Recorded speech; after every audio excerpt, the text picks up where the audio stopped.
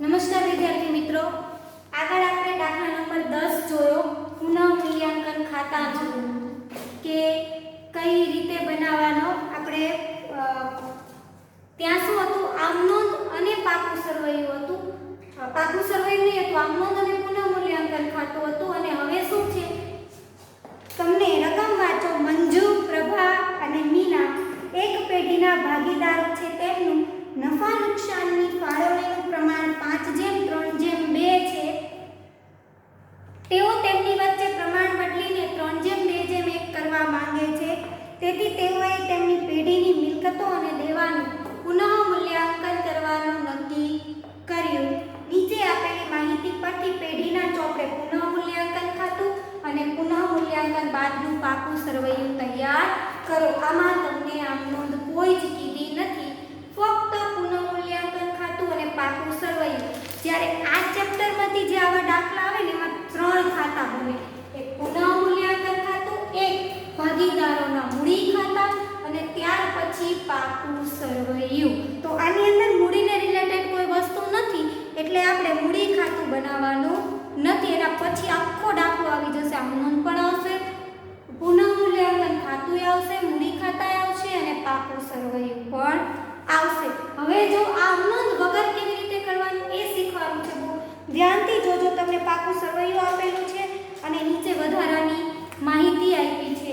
તો આપણે વધારાની માહિતી પરથી શરૂઆત કરીએ. તો પહેલા વધારાની માહિતી આપણને આપેલી છે, જમીન મકાનની કિંમતમાં 25%નો વધારો કરવો. પહેલા આપણે જો બે રીત થાય, ધ્યાનથી સમજજો. પહેલા જમીન મકાનની કિંમતમાં 25% વધારો કરવાનો કીધો છે. વધારો છે એટલે આવશે આ બાજુ પર એ બરાબર. પણ આપણે જ્યારે બંને વસ્તુ સાથે હોય ને બનાવવાની, ત્યારે હંમેશા પહેલા આમાં ગણતરી કરવાની. એટલે શું, આમાં લખવું બહુ ઈઝી બની જાય. જમીન મિલકત લેણા બાજુ પર આવે. જો જૂની જમીન કેટલી છે, 1 લાખ રૂપિયા. તો 1 લાખ રૂપિયા કરી, હવે વધારો કીધો છે તો પ્લસ વધારો. આપણે આ ગયા વર્ષે વાર્ષિક હિસાબમાં કરતા હતા, યાદ હોય તો. પછી 12 રકમ, અને હંમેશા પુનઃ મૂલ્યાંકનમાં અંદરની જ રકમ આવશે, 12ની રકમ આવશે નહીં. ત્યાં 12ની રકમ જે લખો એ આવે નહીં. આપણે 10મા દાખલામાં જોયું પેલું જમીન મકાનની કિંમત 2,50,000 સુધી વધારવી. એનો મતલબ એ 2,50 અહીંયા લખવાના આવે અને ડિફરન્સ અહીંયા આવે. આ રીતે આવે. તો હવે કેટલા ટકા તમને કીધું છે, 25% વધારો કરવાનો. તો 1 લાખ ગુણ્યા 25% કેટલા થાય, 25,000. એટલે 12 કેટલા આવશે, 1,25,000. હવે આ 25,000 અહીંયા લખવાના. વધારો છે એટલે અહીંયા પહેલા તમારે લખી દેવાનું, મિલકત વધે અને દેવું ઘટે, મિલકત ઘટે અને દેવું વધે. આ સ્ટેપ લખી જ દેવાનું. આ નોંધ વગર પેલું આપણે આ નોંધ લખીએ કે ભાઈ જમીન ખાતે ઉધાર તે પુનઃ મૂલ્યાંકન ખાતે જમા. જમા બાજુ પર આવી ગયું. આ એના વગર પણ આ સ્ટેપ 4 લખી લો એટલે આવડી જાય. આ જમીન વાળું થઈ ગયું. ફર્નિચરની કિંમત 10% થી ઘટાડવી. તો ફર્નિચર પણ મિલકત કહેવાશે એટલે આ બાજુ પર જ આવશે. ફર્નિચર કેટલું છે પાકા સરવૈયામાં, 30,000. શું કરવા કીધું છે, ફર્નિચરમાં ઘટાડો. કેટલો ઘટાડો, 10% થી ઘટાડવાની છે. ફર્નિચરની કિંમતમાં તમને કીધું છે 10% ઘટાડો. હવે મિલકત છે, મિલકત ઘટે એટલે અહીંયા આવે ફર્નિચર ખાતે. હવે 30,000 છે, 30,000 ના 10% 3,000 ઘટાડો, 12 આવે 27,000. અને અહીંયા રકમ 3,000 લેવાની, 27,000 નહીં. આ વસ્તુ ભૂલતા નહીં. ભૂલમાં ત્યાં 27,000 લેવાઈ જાય નહીં, ખાસ ધ્યાન રાખવું. ત્યાર પછી કીધું છે યંત્રોની કિંમત 80% રાખવાની છે. યંત્રોની કિંમત 80%. પહેલા યંત્રો લખીએ પછી વધારો ઘટાડવો જોઈએ. જૂના પાકા સરવૈયામાં કેટલા છે, 50,000.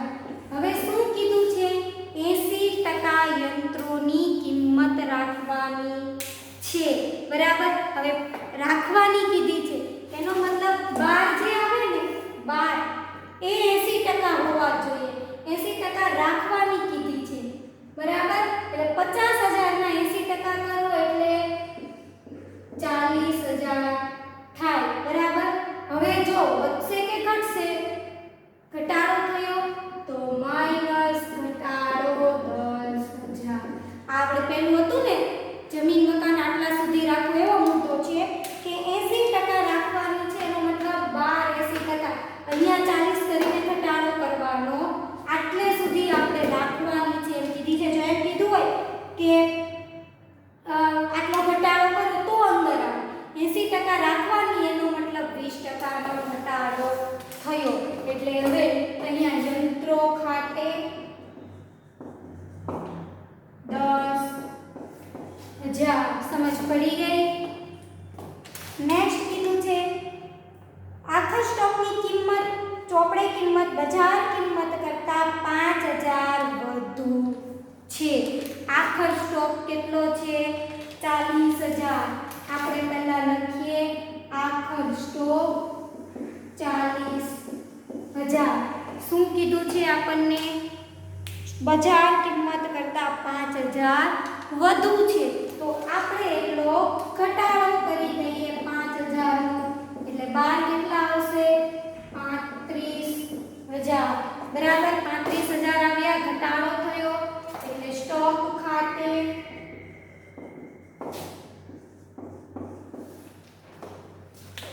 5,000 શું આવશે? સ્ટોક ખાતે, સમજ પડી? વધુ છે એટલે આપણે શું કરી દીધો? ઘટાડો। દેવાદારો પર કુલ 2500 ની ગાળખા અનામત રાખવાની છે। ગાળખા અનામત વાળો મુદ્દો ખાસ જોજો, ઘણી તમને આ મુદ્દો બહુ છેલ્લે સુધી કામ આવશે, કારણ કે કેવું થશે પાકા સરવૈયામાં પણ તમને ગાળખા અનામત આપેલી છે। પહેલા તો દેવાદારો કેટલા છે લખો, દેવાદારો કેટલા છે? 25,000। હવે ગાળખા અનામત અહીંયા શું કરવાનું? તમને અહીંયા તમારે અંદર કેટલા આપ્યા છે, શું આપ્યું છે કંઈ જ જોવાનું નહીં। હવાલામાં શું કીધું છે? 2500 ગાળખા અનામત રાખવાની, તો 2500 રાખી દીધી ગાળખા અનામત, બરાબર। બાદ કરો એટલે કેટલા આવશે? 22,500। સમજ પડી? ગાળખા અનામત આ બાજુ પર જ આવે, એમ પણ માઈનસ થાય। અહીંયા કેટલી ગાળખા અનામત લેવી એ મુદ્દો બહુ ઇમ્પોર્ટન્ટ છે, કે તમને આવડશે નહીં। અમુક એવા અપવાદરૂપ સંજોગો આવે છે કે જેની અંદર ગાળખા અનામત આ બાજુ પર પણ આવે, કઈ રીતે? જો હવે અહીંયા કેટલા લેવાના ગાળખા અનામતના એ જો તમને જૂની કેટલી આપી છે, પાકા સરવૈયામાં 1,000 આપી છે અને આવી કેટલી? 2500, બરાબર। નવી 2500 આવી। હવે તમારે નવી 2500 માંથી જૂની 1,000 બાદ કરવાની, એટલે કેટલી આવે? 1,500 લેવાના। હવે નવી માંથી જૂની બાદ કરો અને રકમ માઈનસમાં જતી હોય, જો તમારી જૂની વધારે હોય, આ 2500 આવી, હવે અંદર તમને 3500 આપી છે, સમજ પડે છે શું કહું છું? જૂના પાકા સરવૈયામાં 3500 આપી છે અને અહીંયા 2500 આવી, નવી ઓછી આવે, બરાબર। તો એ આ બાજુ પર ગાળખા અનામત જાય, પણ અહીંયા શું છે? નવી વધારે છે, નવીમાંથી જૂની બાદ કરવાની, માઈનસમાં આવે તો અહીંયા લખાય, પ્લસમાં આવે તો અહીંયા આ વસ્તુ ખાસ યાદ રાખવાની। અહીંયા કંઈ નથી કરવાનું, અહીંયા હવાલા પ્રમાણે જ લેવાનું, પણ જ્યારે એને પુનઃમૂલ્યાંકનમાં લખો ત્યારે જો તમને આમાં આપેલી છે, ખાલી દેવાદારો તો કોઈ સવાલ જ નથી, પણ આમાં પણ ગાળખા અનામત આપેલી છે જૂના પાકા સરવૈયામાં, તો માઈનસ કરીને લેવાશે। નેક્સ્ટ મુદ્દો, લેણદારોમાંથી 3,000 ના લેણદાર હવે ચૂકવવાના નથી। લેણદાર અહીંયા આવશે, પણ એ પહેલા અહીંયા આપણે મૂડી ખાતા, ચાલુ ખાતા બધું અંદર આપ્યું છે અને આમાં બનાવવાનું નથી કીધું, કેમ? કારણ કે કોઈ અનામત નથી, એને રિલેટેડ કોઈ હવાલો છે નહીં, એટલે આપણે એ વસ્તુ બેઠી આવશે। મૂડી ખાતા ભાગીદારો કયા છે? મંજુ, પ્રભા અને મીના, બરાબર। બેઠી જે મૂડી છે, બરાબર, 2,20,000 બરાબર. આપણે શું કરીશું? એ બેઠી લઈશું. 1 50 40 અને 30 કેટલા આવશે? 2,20,000. હજી ચાલુ ખાતા લખવાના છે પણ એમાં રકમ થોડી બદલાશે એટલે આપણે રકમ લખતા નથી. પછી લખીશું લેણદારો. કેટલાના છે લેણદારો? જો 40,000. શું કીધું છે? હવે ચૂકવવાના નથી. એનો મતલબ ઘટાડો થાય. આમાં જ મુદ્દો આવશે. હવે ચૂકવવાના નથી. કેટલા? 3,000 એટલે 37,000 આવશે. લેણદાર શું છે? દેવું. દેવામાં ઘટાડો એટલે જમા બાજુ પર લેણદારો ખાતે 3,000. ભૂલમાં 37,000 લેવાઈ જાય નહીં. બેંક લોન પર છેલ્લા 3 માસનું વ્યાજ ચૂકવવાનું બાકી છે. લોન પર વ્યાજ ચૂકવવાનું બાકી છે. લોન કેટલી છે? જો લોન તો બેઠી પહેલા પાકા સરવૈયામાં લખી જ દેવાની. 12%ની લોન કેટલી છે? 30,000. આપણે લોન ને લોનનું વ્યાજ અલગ જ દર્શાવતા યાદ હોય તો વાર્ષિક હિસાબમાં. તો એમાં પ્લસ માઇનસ કરવાની જરૂર નથી. અલગ જ બતાવવાનું. લોનનું વ્યાજ બરાબર. લોનનું વ્યાજ શું છે? ચૂકવવાનું બાકી. છેલ્લા કેટલા માસનું? 3 માસનું. તો 30,000 ગુણ્યા 12% ગુણ્યા 3/12. આવું કરો તો કેટલા આવશે? પહેલા 30,000 ના 12%. 3600 ગુણ્યા 3/12 એટલે આવશે 900. અને ચૂકવવાનું બાકી બેંક લોનનું વ્યાજ. તમને કીધું તો ચૂકવવાના બાકી ખર્ચા દેવું છે એટલે આ બાજુ પર આવશે. ચૂકવવાનું બાકી લોનનું વ્યાજ 900. સમજ પડી? લોન વાળો મુદ્દો. આપણે આની અંદર પ્લસ નથી કરવાનું. આની અંદર આપણે પ્લસ કરવાનું નથી. પ્લસ કરો તો પણ જવાબ એ જ આવે. માઇનસ વાળું આ બાજુ પર, પ્લસ વાળું આ બાજુ પર. આમાં વિરુદ્ધનો મુદ્દો. પ્લસ વાળું અહીંયા અને માઇનસ વાળું અહીંયા. હવાલા પૂરા થઈ ગયા. હવે તમારે પુનઃ મૂલ્યાંકન તો પૂરું. હવે જોવાનું પાકા સરવૈયામાં કોઈ વિગત રહી ગઈ છે લખવાની પહેલેથી. તો જો ચાલુ ખાતા એ આપણે એના લખીશું. પછી લેણદારો આવી ગયા. દેવી હુંડી 10,000. આ ખાસ ચેક કરવાનું કે કોઈ રહી નથી ગઈ ને વિગત. લેણી હુંડી 10,000. ત્યાર પછી મિલકત લેણા બાજુ પર જો જમીન મકાન આવી ગયું, યંત્રો આવી ગયું, ફર્નિચર આવી ગયું, રોકાણો બાકી છે. તો કેટલા છે રોકાણો? 50,000. તો બેઠા લખીશું રોકાણો 50,000. કારણ કે શું છે? બાકી. આખો સ્ટોક આવી ગયો. દેવાદારો આવી ગયા. લેણી હુંડી બાકી અને રોકડ શિલ્લક પણ બાકી. બંને લખી દઈએ. રોકડ શિલ્લક અને લેણી હુંડી. રોકડ શિલ્લક 5,000 અને લેણી હુંડી 40,000. હવે અહીંયા વિગતો લખવાની જે હતી એ બધી શું થાય છે? પૂરી. હવે આપણે ખાતાઓને બંધ કરીએ. તો પુનઃ મૂલ્યાંકન ખાતું બંધ કરવાનું છે. જમા બાજુનું ટોટલ વધારે છે. જમા બાજુનું ટોટલ કરો. કેટલું આવે છે? 25 ને 3 28,000.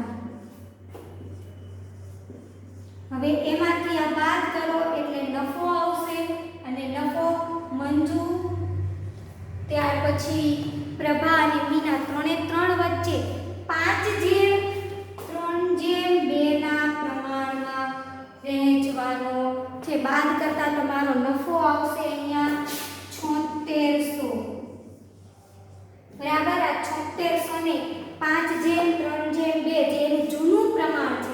હંમેશા જૂના પ્રમાણમાં જ વહેંચાશે એટલે આ જૂના પ્રમાણમાં વહેંચવાનું છે નફો. તો વહેંચી દો 5/3/2. એમાં નફો વહેંચો એટલે આવશે પેલું 3800, 2280 અને 1520. બરાબર. 3800, 2280 અને 1520. 20 આ ત્રણે નફો આવ્યો. હવે શું કરવાનું? આપણે જો ભાગીદારોના મૂડી ખાતા કે ચાલુ ખાતા બનાવ્યા હોય ને તો ચાલુ ખાતા બનાવ્યા છે એટલે ચાલુ ખાતાની બાકી આપણે લખીશું એ જે બાજુ પર આવતી હોય ઉધાર જમા જે આપેલી છે આપણને આમાં જમા, તો જમા બાજુ પર લખીશું આપણે. ત્યાં આ નફો મૂડી ખાતે લઈ જવાય. મૂડી કે ચાલુ જે બનાવ્યું હોય ત્યાં આપણે આ નફો લઈ જાય અને પછી એ ખાતું બંધ થાય. અહીંયા બીજી કોઈ વસ્તુ નથી એટલે આપણે ખાતું બનાવ્યું નથી, પણ અહીંયા આપણે જે ચાલુ ખાતા લખીશું એમાં આ નફો એડ કરીને લખીશું, કારણ કે એક જ વસ્તુ છે. હવે માની લો આપણે આ રીતનું ખાતું બનાવ્યું, ભાગીદારના મૂડી ખાતા, બરાબર. આ રકમ છે અને આ ત્રણે ત્રણ વિગત અને આ ત્રણે ત્રણ રકમ. અહીંયા ચાલુ ખાતાની આપણે બાકી લખી છે ત્યાં આપણે આપણો નફો લખીશું, અહીંયા આવશે, બરાબર. આ ખાતું બંધ કરીશું, અહીંયા રકમ ખૂટશે એટલે આ શું કહેવાશે? ચાલુ ખાતાની બાકી. થયું તો બંને એડ જ, ચાલુ ખાતાની શરૂઆતની બાકી અને નફો અહીંયા અલગથી નથી બનાવ્યું કારણ કે એન્ટ્રી એક જ છે. ડાયરેક્ટ ટોટલ કરો. પહેલા જો ચાલુ ખાતું હતું 10, 20 અને 9, 10,000, 20,000 અને 9,000 એમાં એડ કરીએ તો 3800, 2280 અને 1520. હવે એડ કરો તો શું આવશે? પહેલું 13,800,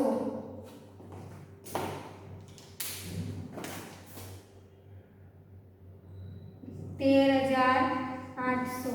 બીજું શું આવશે? બીજું 22,280, 22,280 અને ત્રીજું આવશે 10,520 અને 12 તમારી રકમ આવશે 46,600. સમજ પડી? ખાતું બનાવ્યું હોય તો છેવટની જે બાકી આગળ લઈ ગયા આવે એ જ કહેવાશે, પણ અહીંયા ખાતું નથી બનાવ્યું કારણ કે એક જ એન્ટ્રી આવે છે એટલે આપણે અહીંયા ડાયરેક્ટ એડ કરી દીધું. હવે બધું આવી ગયું. પાકા સરવૈયાનો સરવાળો કરો. 3,44,500.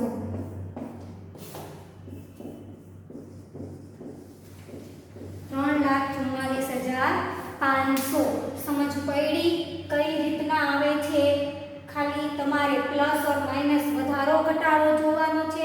અહીંયા હંમેશા અંદરની જ રકમ આવશે પુનઃ મૂલ્યાંકનમાં, બહારની રકમ નહીં આવે. અને આ મુદ્દો હજુ ડિટેલ્સમાં જ્યારે આપણે આ ખાતું બનાવીશું ત્યારે સમજાઈ જશે કે ખાતા પરથી આ કઈ રીતે આવ્યું. અહીંયા આપણે ખાતું નથી બનાવ્યું એટલા માટે થઈને નફો ડાયરેક્ટ એડ કરીને લખી દીધો જેથી આપણે આખું ખાતું બનાવવું પડે નહીં. પણ આગળના દાખલામાં બધું જ આવશે ત્યારે આપણે જોઈ લઈશું, બરાબર. આ દાખલો જોઈ લો. આને રિલેટેડ ઉદાહરણ નંબર 8 અને 9 છે જે તમારે કરવાનું છે, બરાબર. એમાં કંઈ નહીં સમજ પડે તો પૂછજે. ચાલો આગળનો દાખલો દાખલા નંબર 12 છે અને આ 12મો દાખલો એટલો બધો મોસ્ટ ઇમ્પોર્ટન્ટ છે. મેં તમને કીધું હતું કે આમાંથી ફક્ત 3 માર્ક્સના દાખલા પૂછાય છે. એ પણ પેલું લાભ અને ત્યાગના પ્રમાણ વાળા. તો આની અંદર પણ કેવું છે? આ નાનો એવો દાખલો છે, આમ નોંધ જ આવે છે 3 અને આ ઘણીવાર બોર્ડની એક્ઝામમાં પૂછાય છે. તમે એક્સ્ટ્રા બોર્ડના પેપર અલગ પ્રકાશનના લખશો એમાંય આવશે. પછી આપણી સ્કૂલની પહેલી બીજી એક્ઝામ લેવાય ને એમાંય આ દાખલો આવે છે. એટલે આ દાખલો એક્ઝામની દ્રષ્ટિએ ઇમ્પોર્ટન્ટ છે. મેં કીધું હતું મોટા દાખલા નથી પૂછાતા, પણ આ મોટો નથી. આ 12મો દાખલો જે છે એ નાનો છે એટલે તમારે લાભ ત્યાગવાળા 5-6 દાખલા તો કરવાના જ છે, પણ એની સાથે આ દાખલાને પણ ભૂલવાનો નથી કારણ કે આ પણ 3 માર્ક્સમાં એક્ઝામમાં પૂછાય છે. આમ નોંધ છે, બહુ ધ્યાનથી સમજજો. મેં તમને એવું કીધું હતું અનામત જે છે અનામતો બધી, તો અનામતો શું? ભાગીદારો વચ્ચે વહેંચવાની હોય. હવે આપણે ધંધામાં કોઈ અનામત રાખ્યું હોય કે સામાન્ય અનામત, નફા નુકસાન ખાતું હોય, મૂડી અનામત હોય, વર્ષ પૂરું થાય, બરાબર. હવે આ અનામત હજુ એમ જ પડેલું છે, એનો કોઈ ઉપયોગ જ નથી થયો. તો છેલ્લે જ્યારે નફાની વહેંચણી ભાગીદારો વચ્ચે થાય ત્યારે આ અનામતો પણ વહેંચાય. જેમ નફો વહેંચાય એમ અનામત પણ વહેંચાય. તો એની જ આપણે અહીંયા નોંધ કરવાની છે. તો જો પહેલું આપેલું છે નફા નુકસાન ખાતું, પણ કેવું આપેલું છે? ઉધાર બાકી. ઉધાર બાકીનો મતલબ થાય આપણે નફા નુકસાન ખાતું, આ માની લો મિલકત લેણા અને મૂડી દેવા છે, બરાબર. મૂડી દેવાની મિલકત લેણા અનામતો બધી અહીંયા લખાય. આ અનામતમાં નફા નુકસાન ખાતું આવી જાય. અહીંયા પણ નફા નુકસાન ખાતું આવે. જ્યારે ખોટ હોય ત્યારે આ બાજુ પર આવે, નફો હોય ત્યારે આ બાજુ પર. બાકી બધી અનામત અહીંયા સામાન્ય હોય, મૂડી અનામત હોય, બધું ક્યાં આવે? મૂડી દેવા બાજુ પર. આ એક જ મિલકત લેણા બાજુ પર આવે એટલે એની આમનોંધ આખી ઉલટી થાય. તો પહેલી ભાગીદારો વચ્ચે જ વહેંચાય, બરાબર. ભાગીદારો કોણ છે? અલય અને સંકેત. હવે આ ખોટ છે. નફો હતો તો નફો આપણે ખબર પુનઃ મૂલ્યાંકન ખાતે ઉધાર, અને ભાગીદારો બધા શું કરતા? જમા. અનામત હોય તો ભાગીદારો બધા જમા થાય. પણ આ ખોટ છે એટલે વિરુદ્ધ થશે. અહીંયા આવશે અલયના મૂડી ખાતે ઉધાર, સંકેતના મૂડી ખાતે ઉધાર,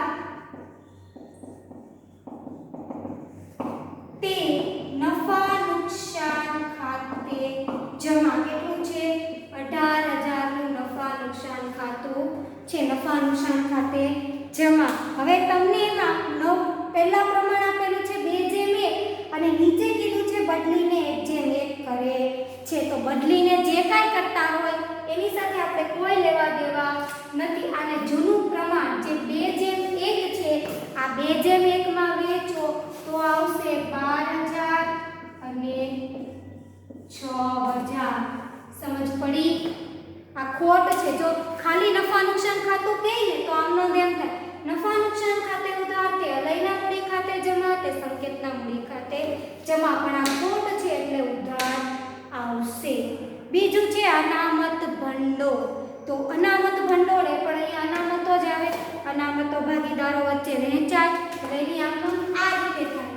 અનામત ભંડોળ ખાતે ઉધાર, તે અલયના મૂડી ખાતે, તે સંકેતના મૂડી ખાતે. કેટલી છે અનામત ભંડોળ? 27,000, બરાબર. 27,000 છે. હવે આ 27,000 ને આપણે 2:1 ના પ્રમાણમાં વહેંચવાની છે. તો 2:1 ના પ્રમાણમાં વહેંચવાની છે. 27,000 ને આપણે 2:1 ના પ્રમાણમાં વહેંચવાનું છે. કેટલું આવે? 27,000 ને 2:1 માં વહેંચે તો 18,000 અને 9,000, બરાબર. આ થયું બીજી આમનોંધ થઈ. સેમ જ કોઈ પણ અનામત હોય, અનામતો હંમેશા ઉધાર થશે અને ભાગીદારો જમા. આ અનામતની આમનોંધ છે. અહીંયા જ ખાલી આ ખોટ છે એટલા માટે જ વિરુદ્ધ આવે છે. જો ખાલી નફા નુકસાન ખાતું જમા બાકી એમ હોય તો એની આમનોંધ પણ આ રીતે જ આવે. નફા નુકસાન ઉધાર, અલય સંકેત જમા. હવે ત્રીજું શું આપેલું છે? કારીગર નફા ભાગ ભંડોળ. એક વસ્તુ સમજી લો ને, એની નીચે આપેલું છે કારીગર અકસ્માત વળતર ભંડોળ. કારીગર નફા ભાગ ભંડોળ છે એ પેઢી માટે દેવું કહેવાય એટલે એ અહીંયા વહેંચાય નહીં. આ એક્ઝામમાં આવશે જ બંને વસ્તુ કન્ફ્યુઝ કરવા.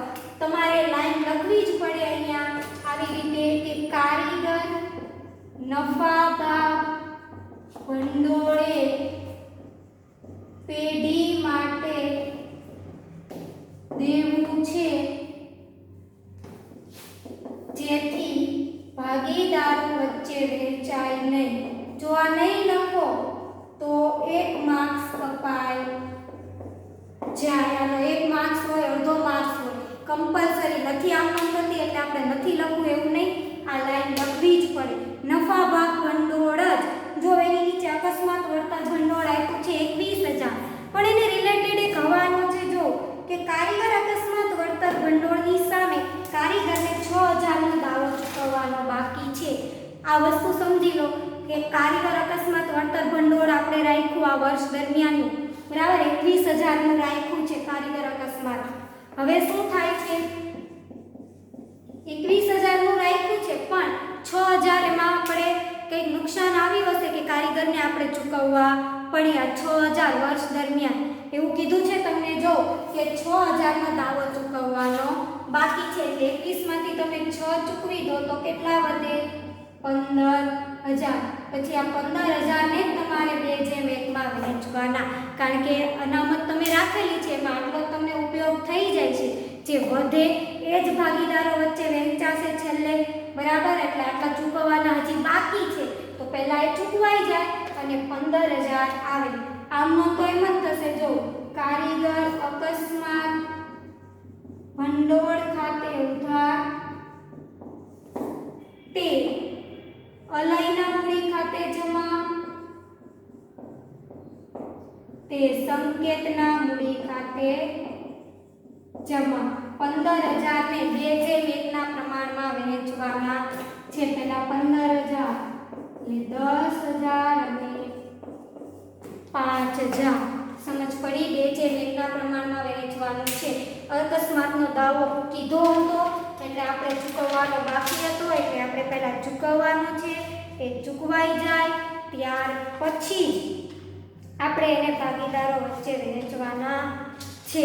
આને રિલેટેડ ઉદાહરણ નંબર 10 છે કરજો અને આ દાખલો મોસ્ટ ઇમ્પોર્ટન્ટ છે પૂછાય છે ઘણી વખત ધ્યાન રાખજો. બીજું આની અંદર આ જે કાંઈ આમનોંધ આપેલી છે તમને આ બધી ઇમ્પોર્ટન્ટ છે. આગળના બધા ચેપ્ટરમાં તમારે ભાગીદારો વચ્ચે વહેંચણી કરવાની આવશે ત્યારે આ વસ્તુ ખાસ યાદ રાખવાની છે અને આના પછીના જે 13-14 દાખલા છે ને એમાં પણ આનો ઉપયોગ આવશે. અને આ કારીગરવાળો મુદ્દો ખાસ જ્યારે પણ કારીગર અકસ્માત વહેંચો ત્યારે જોવાનો એનો દાવો મોસ્ટ ઓફલી આપેલો જ હશે એટલે બાદ કરીને જ વેચવાનું ભૂલાય નહીં. આટલું 3 માર્ક્સમાં પૂછાય છે. આમાં આ બે આવડત તમને 9 મિનિટમાં ભેગી દેખાશે કરેલી બરાબર. તો આપણે અલગ સરળ પડશે અલગ જ કરવાની એટલે આમ કરીને કુલ 3 આમનો 3 ટીક ગણે અને આ પણ ગણાય. આ વાક્ય લખવાનું ભૂલાય નહીં આ બેમાં કન્ફ્યુઝન થાય નહીં. આ ખાસ ધ્યાનથી જોજો. ઉદાહરણ 10 ગણજો નહીં સમજ પડે તો પૂછજો. અસ્તુ આભાર.